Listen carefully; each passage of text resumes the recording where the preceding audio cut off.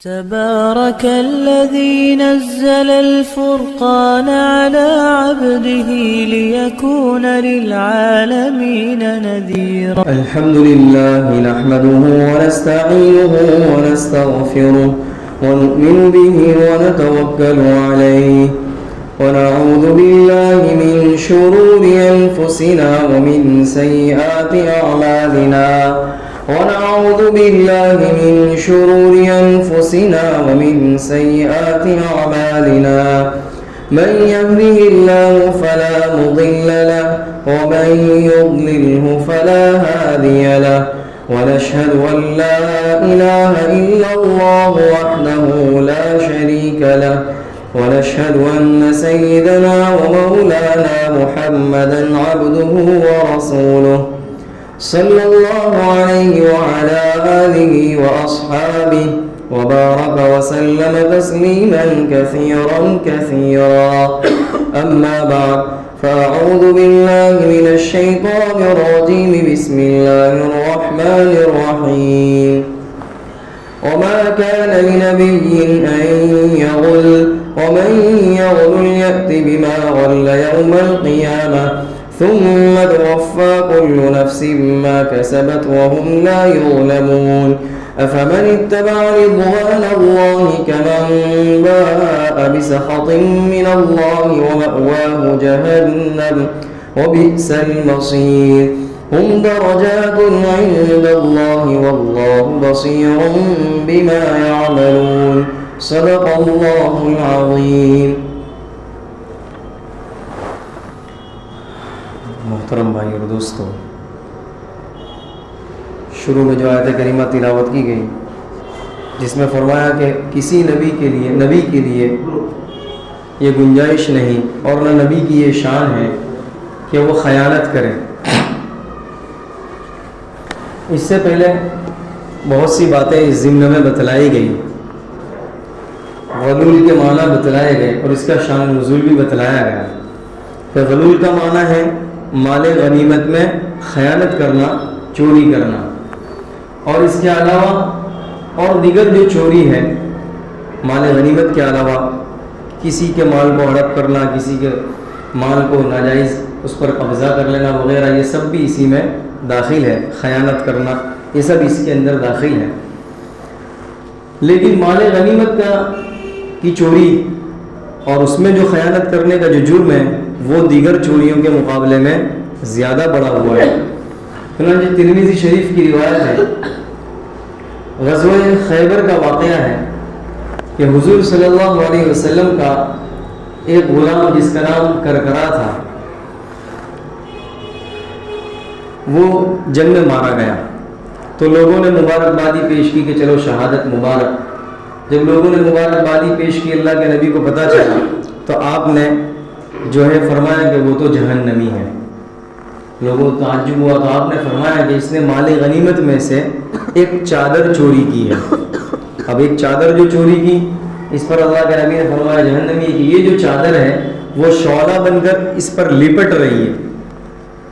جب یہ چیز سنی تو لوگ خوف زدہ ہو گئے، اور جس نے چھوٹی چھوٹی چیز لی تھی، جیسے کہ عام طور پر ہوتا ہے نا، چھوٹی چیز تو ہے، 1 روپیہ تو ہے، یا ایک سوئی تو ہے، یا ایک دھاگا تو ہے، چھوٹی چھوٹی چیز جس نے بھی لی تھی وہ لے کر نبی علیہ الصلوۃ والسلام کی خدمت میں حاضر ہو گئے کہ یہ آپ نے فرمایا اگر کسی نے جوتے کا ایک تسمہ، جیسے چپل ہوتی ہے سلیپر اس کے 2 تسمے ہوتے ہیں، تو اگر ایک تسمہ بھی اگر کسی نے لیا ہے تو وہ بھی جہنم میں داخلہ کرانے کے لیے یہی کافی ہے، گویا یہ بھی ذریعہ بن جائے گی. اور پھر جب یہ وعید سنی تو ایک جو ہے آدمی وہ اون کا ہلکا سا دھاگا جس کو کہتے ہیں دورا، جو چھوٹا موٹا جو چھوٹی معمولی چیز ہے، تو وہ چھوٹی چیز اون کا جو کچھ حصہ لیا ہوا تھا دھاگا یا دورا، وہ لے کر نبی علیہ الصلوۃ والسلام کی خدمت میں حاضر ہوا کہ میں نے دھاگا لیا تھا مال غنیمت میں سے تقسیم ہونے سے پہلے. تو اللہ کے نبی علیہ الصلوۃ والسلام آپ مشفق ہیں اور آپ مہربان ہیں، اس کے باوجود آپ نے یہ کہہ کر اسے واپس کر دیا کہ میں نے تو مال تقسیم کر دیا، اب یہ کس کو دوں گا، اس لیے کہ اس پر سب کا حق لگتا ہے، میں یہ اتنا کس کو دوں. اب یہ جو ہے قیامت میں لے کر آنا. اب دیکھیے ایک یہ مال غنیمت، اس کی چوری کا حال دیکھ لیجئے. یعنی چوری کیا، ایک اتنی معمولی جس کو کوئی آدمی جیسے کہ اتنے میں کوئی پکڑ دکڑ نہیں ہو سکتی، لیکن اس کے باوجود اتنی چیز پر بھی اللہ کے نبی علیہ الصلوۃ والسلام نے فرمایا کہ یہ چیز جہنم میں داخلے کے لیے یہ بھی کافی ہے اور یہ ذریعہ بن سکتی ہے.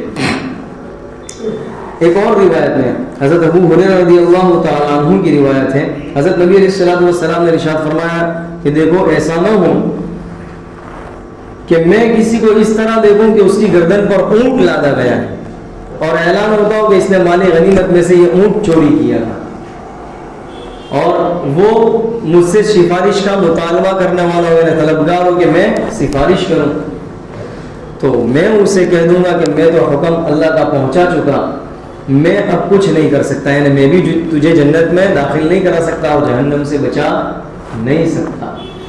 وہ بڑی خطرناک چیز ہے مال غنیمت میں چوری کرنا. اب دیکھیے اسی طرح مال غنیمت میں چوری کرنے کا جو جس طرح حکم ہے کہ اس کا جرم بڑا سخت ہے، وہیں مساجد، مدارس، خانقاہیں اور اسی طرح جتنی بھی چیزیں ہیں، اوقاف کے جو مال ہیں، ان کا بھی یہی حکم ہے اور ان کا جرم بھی بہت بڑا ہے. جس طرح مال غنیمت کا جرم ہے وہ کیسے؟ اس لیے کہ بہت سے لوگوں کے پیسے لگے ہوئے ہیں، ایک کا تو پیسہ نہیں ہے، بہت سے لوگوں کے. اگر مثال کے طور پر مسجد تعمیر کرنی ہے تو مسجد تعمیر کے سلسلے میں کتنے لوگوں کا پیسہ ہوگا، مدارس میں کتنا پیسہ ہوگا. اوقاف کا جو مال ہے، وہ اوقاف کا جو مال ہے اس میں بھی کتنے لوگوں کا اس میں حقوق وابستہ ہیں، بہت سے لوگوں کے. اب اگر ظاہر ہے کہ اتنے سارے لوگوں کے حقوق وابستہ ہیں اور عام طور پر کوئی ایک آدمی اس کا مالک نہیں ہوتا، تمام کے حقوق وابستہ ہوتے ہیں، لیکن نگرانی جو کرنے والے ہوتے ہیں وہ ایک یا دو یا کئی لوگ نگرانی کرنے والے ان اموال کی، اور اس میں چوری اور خیانت کے مواقع بھی زیادہ ہوتے ہیں، کیونکہ نگرانی کرنے والے آپس میں طے کر لیں کہ ہم کو چوری کرنی ہے تو اس میں چوری کرنے کے مواقع بھی زیادہ ہے، کوئی پوچھنے والا نہیں تو چوری کرنے کے مواقع بھی زیادہ ہیں. تو اسی لیے دنیا میں آج جو ہے ان اموال میں چوری خیانت زیادہ ہو رہی ہے اور اس کا جرم بھی بڑا زیادہ ہے. آج آپ دیکھ لیں اوقاف کے مال میں کئی سالوں سے اگر کسی نے وقف کی ہوئی زمین ہے کہ اس کا جو مال جو ہے جو فائدہ ہوگا جسمان کے طور پر کھیتی ہے یا اور چیز وقف کر دی. کئی ایسے کیسز ہیں کہ 40 سال سے وقف تھی اور اس کا اناج غلہ مدرسے کو مسجد کو وغیرہ کو پہنچتا تھا، لیکن چونکہ نام جو ہے وہ باپ دادا کے پر نام پر چلتا تھا، ٹرانسفر نہیں کیا تھا، تو آج جو ہے ان کی اولاد جو ہے وہ یہ کہہ کر لے رہی ہے کہ یہ تو باپ کے نام پر زمین ہے، حالانکہ وہ جانتے ہیں کہ وقف کی ہوئی ہے لیکن اس کے باوجود لے رہے ہیں. اسی طرح پیٹا بھاڑوا چل رہا ہے. آج بہت ساری چیزیں ہیں، یعنی وقف کی ہوئی ہے، اب جب وقف کی ہوئی زمین ہے تو اب وہ خود استعمال نہیں کرتا، وہ خود تو کم دے رہا ہے لیکن دوسرے کو اپنے اوپر دوسرے کو بیٹا بھاڑا چڑھا دیا، دوسرے کو بھاڑے پر دے دیا اور خود بھاڑا لے رہا ہے. بہت سی ایسی شکلیں ہیں. آج یہ بہت بڑا خطرناک جرم ہے. یہ یوں سمجھ لیجئے کہ یہ غفلت اور نادانی اور بے عقلی کا نتیجہ ہے. وہ اس کا نتیجہ میدان محشر میں ذلت و رسوائی کے ساتھ ہوگا اور جہنم اس کا نتیجہ ہوگا. اس سے لوگ ناواقف ہیں. آپ اندازہ لگائیے میدان محشر کی جو ہولناکی اور وہاں کی جو رسوائی ہے، بڑی خطرناک رسوائی ہے. اس طرح رسوائی ہوگی کہ جو چیز اس نے لی ہے، چوری کی ہے یا خیانت کی ہے، وہ گردن پر لاد کر حاضر ہوگا. اور بعض روایت میں تو ایسا آتا ہے کہ اس دن ایسی رسوائی ہوگی کہ تمنا کریں گے لوگ کہ کاش یہ رسوائی نہ ہو، اس رسوائی کے بجائے ہمیں جہنم میں داخل کر دیا جائے.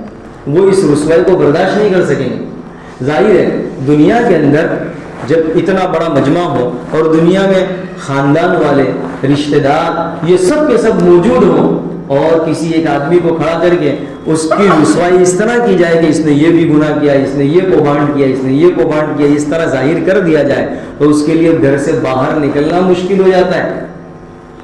اس لیے کہ سب کو پتا چل گیا کہ میں نے تو یہ جرم کیے ہیں، سب کے سامنے چٹھی کھول کر رکھ دی.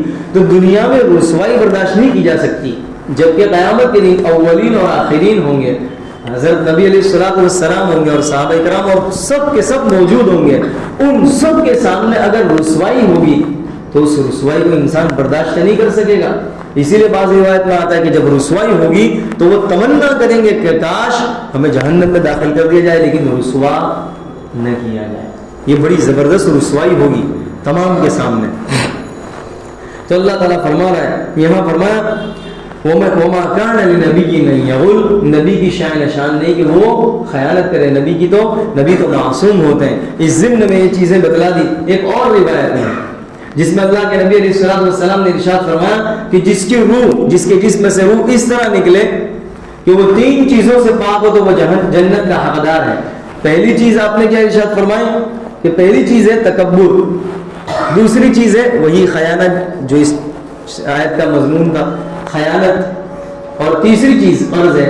پہلی چیز جو آپ نے فرمائی تکبر جو ہے بڑی خطرناک بیماری ہے. جتنی بھی بیماریاں ہیں, حسد, کینہ لے لو, دشمناوٹ لے لو, آپس جتنی بھی بیماریاں ہیں اندرونی, ان تمام کی جڑ تکبر ہے.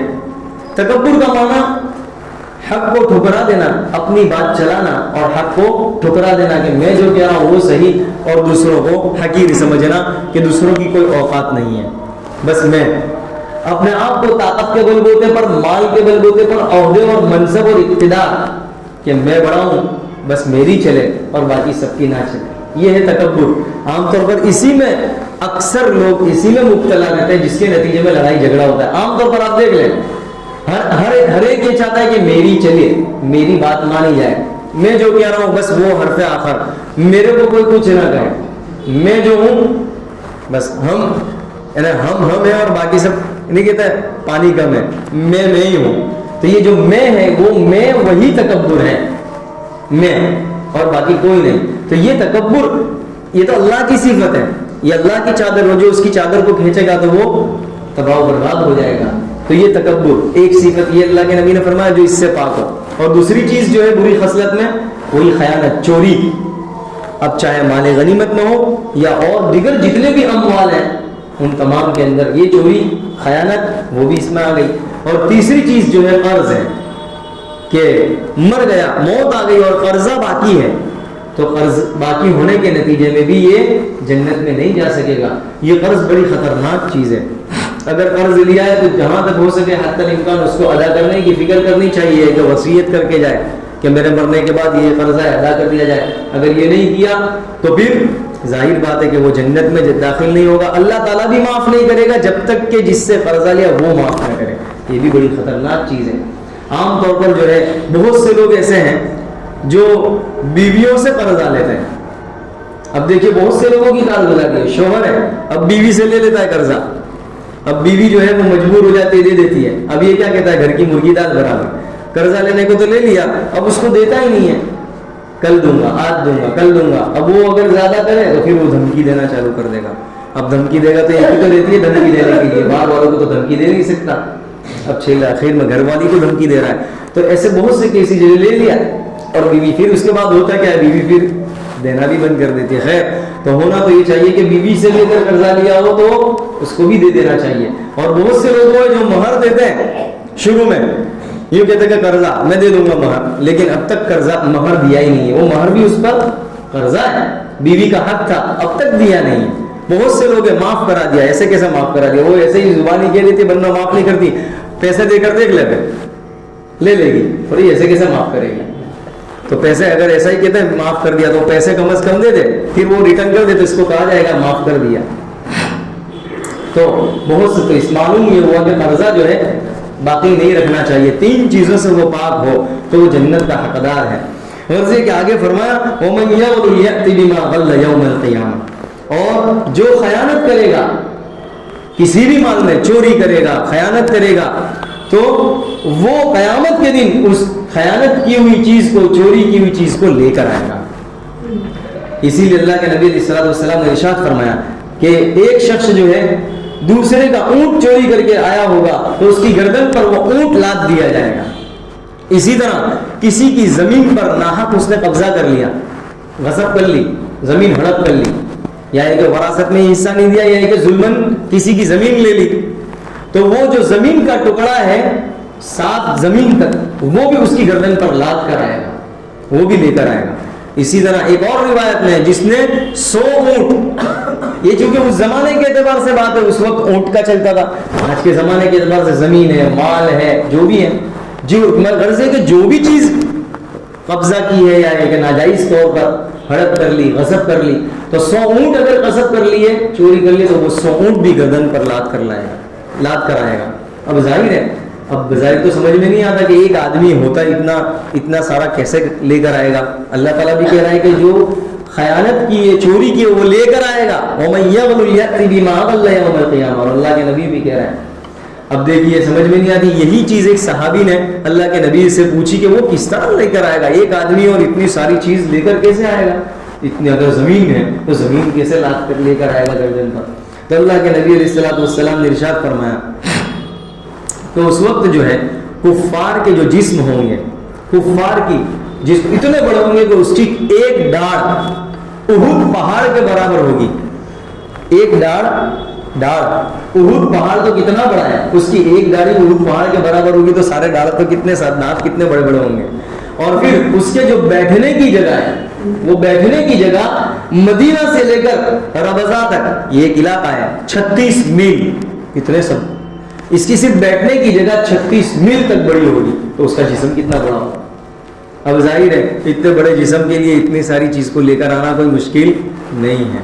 تو غرض یہ کہ اللہ تعالیٰ فرما رہا ہے وَمَن يَغْلُ يَأْتِ بِمَا غَلَّ يَوْمَ الْقِيَامَةِ، جو کوئی چوری کرے گا، ڈاکہ زنی کرے گا، جس طرح ظلم کسی کا مال لے لے گا، جو بھی کچھ بھی، تو وہ سب کے سب وہ چیز لے کر حاضر ہوگا قیامت کے دن۔ ثم توفى كل نفس ما كسبت وهم لا يظلمون، اور پھر کیا ہوگا، پھر ہر ایک کو اس کے کیے ہوئے کا پورا بدلہ دیا جائے گا۔ جس نے چوری کی ہے تو اس کو سزا دی جائے گی، اور جس نے اچھے اعمال کیے ہیں تو اس کو اس کا اچھا بدلہ دیا جائے گا۔ دیکھیے یہاں پر اللہ تعالیٰ کیا کہہ رہا ہے، جس نے جو کچھ کیا ہے اس کو پورا بدلہ دیا جائے گا۔ وَهُمْ لَا يُظْلَمُونَ، اور زیادتی نہیں کی جائے گی، ایسا نہیں ہوگا جرم تو ہلکا ہے اور سزا تو بہت بڑی دی گئی، یا یہ کہ نیکی تو بہت بڑی ہے لیکن انعام تو بہت چھوٹا ملا۔ ایسا انسان کو خدشہ رہتا ہے کہ کہیں ایسا تو نہیں ہوگا کہ میں نے اتنا جرم کیا ہے، چھوٹا اور بڑی سزا، یا نیکی تو بہت بڑی کی اور انعام چھوٹا ہلکا پھلکا۔ جیسے دنیا والے تو ایسا کرتے ہیں نا، کہتے کچھ ہے دیتے کچھ ہے، تو ایسا تو نہیں ہے۔ اللہ تعالیٰ کہتا ہے وَهُمْ لَا يُظْلَمُونَ، پورا بدلہ دیا جائے گا۔ چھوٹی نیکی ہے تو اس کا بدلہ بھی ایسا ہی ہوگا، بڑی نیکی ہے اس کا بدلہ ایسا ہوگا، چھوٹا جرم ہے تو اس کے مطابق سزا ہوگی، بڑا جرم ہے اس کا مطابق سزا ہوگی، کسی پر زیادتی نہیں کی جائے گی۔ ایک اور بات اس ضمن میں آپ کو بتلاتا چلوں کہ اللہ تعالیٰ یوں کہہ رہا ہے ہر ایک کو دیا جائے گا، یعنی ایک کو جو جرم ہے تو اس کے جرم کی سزا دوسرے کو نہیں دی جائے گی، یہ بھی تو ظلم ہوا نا، جرم تو کوئی اور کرے اور سزا دوسرے کو دی جائے، ایسا بھی نہیں کیا جائے گا۔ وَلَا تَزِرُ وَازِرَةٌ وِزْرَ أُخْرَىٰ، ایک کا بوجھ دوسرے پر نہیں ڈالا جائے گا، جیسا کہ آج کل کہتے ہیں نا یہ تو کر لے میں اٹھا لوں گا تیرا بوجھ، ایسا کہتے ہیں بہت سے لوگ، تو یہ کام کر لے میں تیرا بوجھ اٹھا لوں گا، ایسا نہیں ہوتا۔ وہ جو گناہ ہے اس کا جرم تو اس کو تو سزا ملنی ہے، تجھے بھی ملے گی، ذریعہ بنا دو۔ ایک اور بات بتلاتا چلوں جو ضمن میں، وہ یہ کہ آج ہم یہ دیکھیں کہ ہر ایک کو اس کا بدلہ ملنا ہے، تو پھر دوسرے کی فکر کیوں، اور دوسرے کے عیوب کی طرف نگاہ کیوں، اور دوسرے کی کوتاہی کی طرف نگاہ کیوں؟ عام طور پر ایک بہت بری عادت لگ چکی ہے ہم میں سے ہر ایک کو، پہلے عورتوں میں تھی اب مردوں میں، جہاں کوئی دو جمع ہوئے تو وہ یہی بات کہ وہ ایسا ہے، وہ ایسا ہے، وہ ایسا ہے اور وہ ایسا ہے، تو بھائی اس کا اگر گناہ ہے، وہ نافرمان ہے، نالائق ہے، جیسا بھی ہے، اس کو اس کا بدلہ اللہ تعالیٰ کہہ رہا ہے کہ وہاں مل جائے گا۔ ایسا تو نہیں ہوگا کہ وہ گنہگار ہے تو اس کا بدلہ تجھے ملے، کہ اس کی سزا تجھے بھگتنی ہے تو اس کے سامنے تذکرہ کر رہا ہے کہ وہ ایسا ہے، سزا ملنی ہو تو تذکرہ بھی کرے، لیکن اس کی سزا تو وہ بھگتے گا، تو خود تو نہیں بھگتے گا۔ یہ بہت بیماری لگ چکی ہے، بہت خطرناک بیماری لگ چکی ہے کہ ہر ایک جو ہے وہ دوسرے کی طرف نظر کیے ہوئے کہ وہ ایسا ہے۔ تو ہونا یہ چاہیے کہ اگر نظر کرنی ہے تو وہ کم از کم بتلا دے، آگاہ کر دے کہ تجھ میں یہ بیماری ہے، نہیں ہے کہ اس کا تذکرہ اس طرح غیبت کے ساتھ کرے تو نتیجہ تو یہ ہوا کہ وہ تو مجرم تھا، یہ بھی مجرم ٹھہرا غیبت کر کے، یہ بھی تو غیبت کر رہا ہے، تو کون سا اچھا ہوا؟ تو بھی تو مجرم ہوا کہ اس کی غیبت تو کر رہا ہے اور اس کا جو گناہ ہے وہ تو اپنے سر لے رہا ہے، تو نتیجہ تو اور تو وہ تو ایک مجرم ہوا، تو ڈبل مجرم ہوا۔ تو یہ ہونا یہ چاہیے انسان کو کہ ہر ایک انسان اپنے گریبان میں جھانک کر دیکھے کہ کتنی غلطی ہے اور کتنے عیب ہے. اپنی غلطی جب جھانک کر دیکھے گا تو 100 نظر آئیں گے اور دوسرے میں 1-2 نظر آئیں گے. لیکن ہوتا یہ ہے کہ اپنی عیوب کو نہیں دیکھا جاتا, ہر ایک دوسرے ہی کو عیوب کو دیکھ کر دوسرے پر انگلیاں اٹھا. اس لیے اللہ تعالیٰ کہہ رہا ہے ثم توفیٰ کل نفس ما کسبت وہم لا یظلمون, ہر ایک کو اس کے کیے ہوئے کا بدلہ ملے گا, دوسرے کے کیے ہوئے کا اس کو بدلہ نہیں ملے گا. ایسا ظلم نہیں کیا جائے گا, زیادتی نہیں کی جائے گی.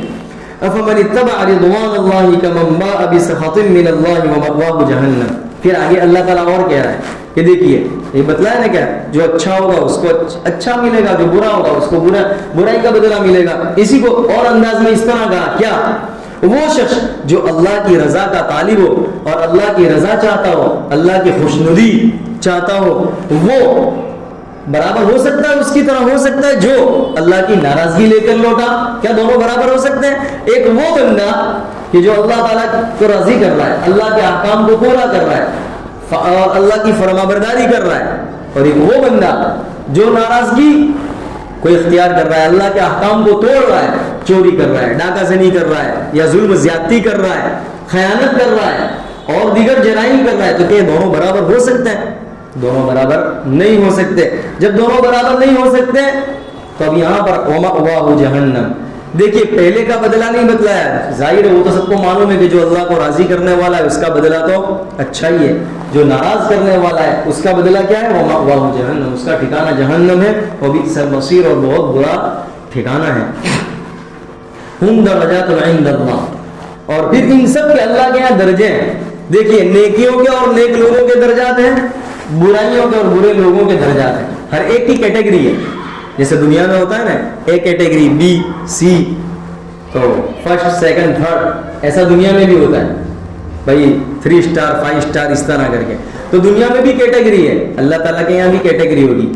اگر برے کرنے والے ہیں تو ان کی بھی برائی کی بھی کیٹیگری ہوگی. اب دیکھیے منافق جو ہے وہ سب سے برا, کافر اور مشرک سے بھی برا, تو اس کا درجہ اللہ نے کہاں رکھا؟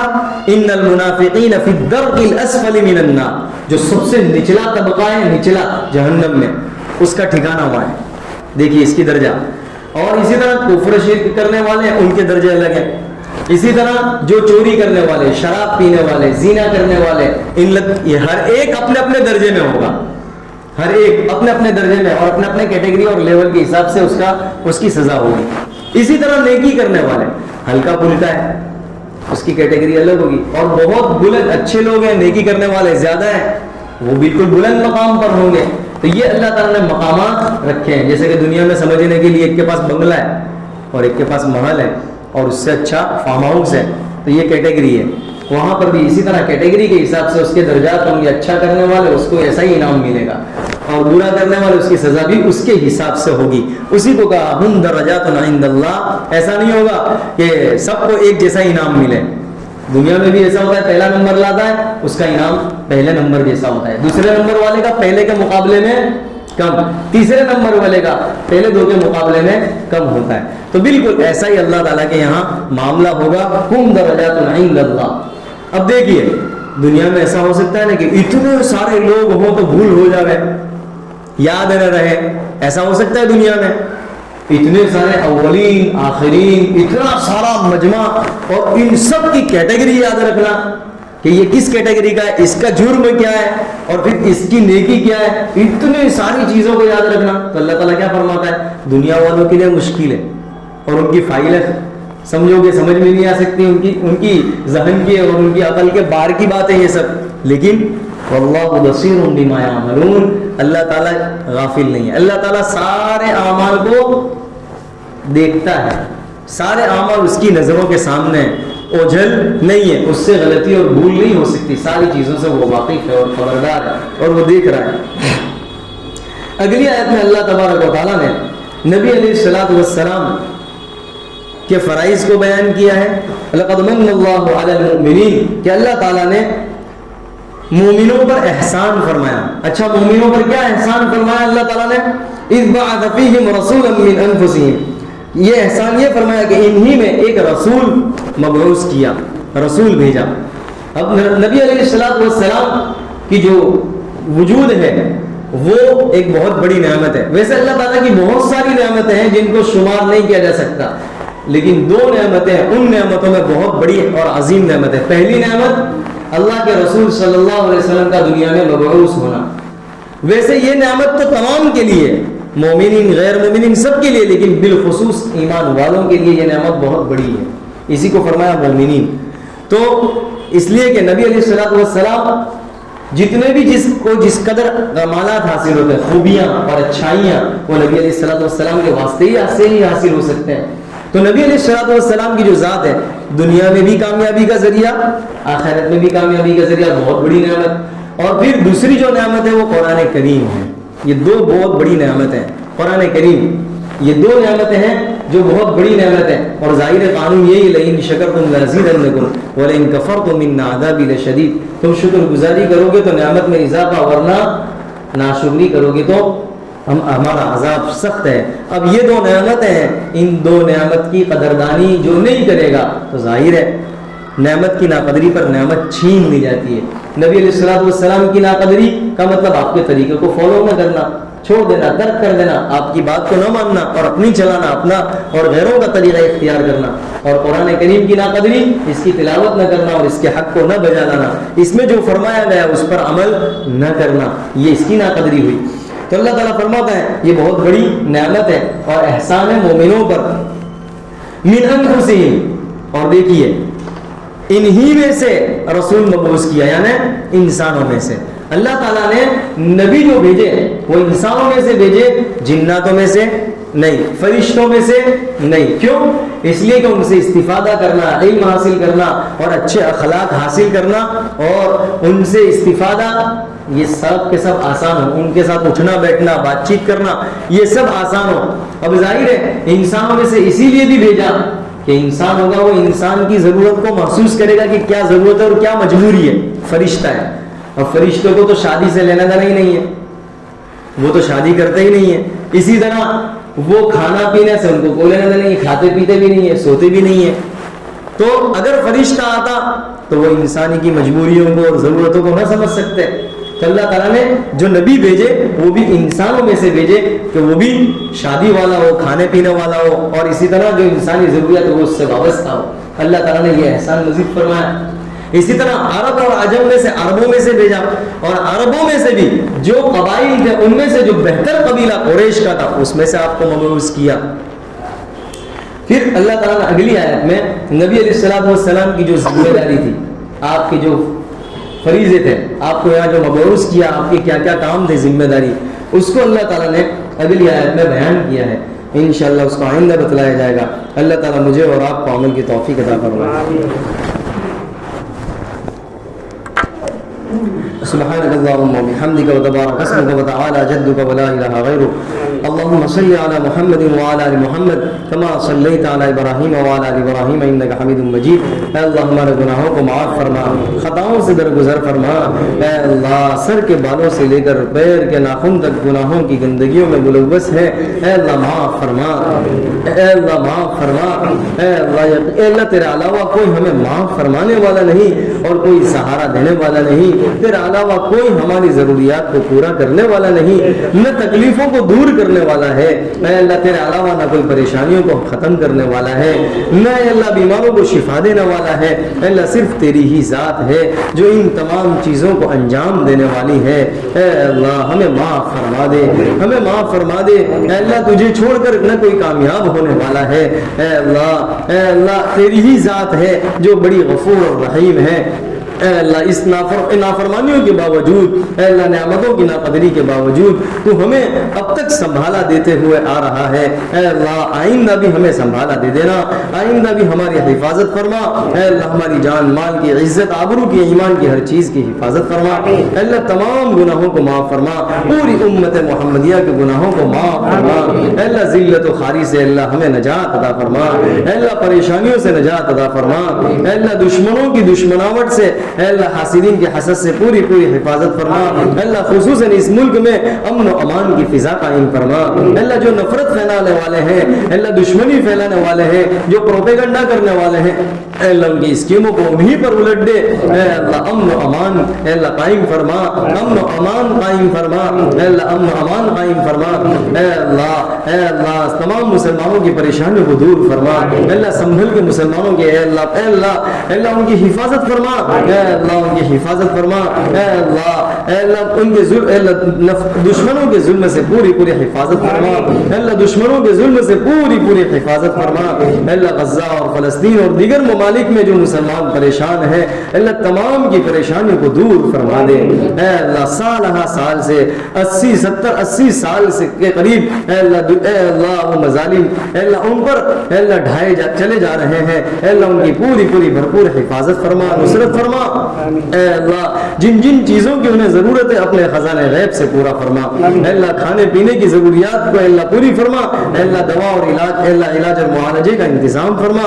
اے اللہ جو اے اللہ جن جن چیزوں کی ضرورت ہے اپنے خزانے غیب سے پورا فرما. اے اللہ یہاں موجود تیرے بندوں اور بندیوں میں سے جس کے دل میں جو نیک اور جائز مرادیں اور تمنا ہے, اے اللہ تو اپنے فضل و کرم سے پورا فرما. اے اللہ تو اپنے گھر کی بار بار کی حاضری نصیب فرما.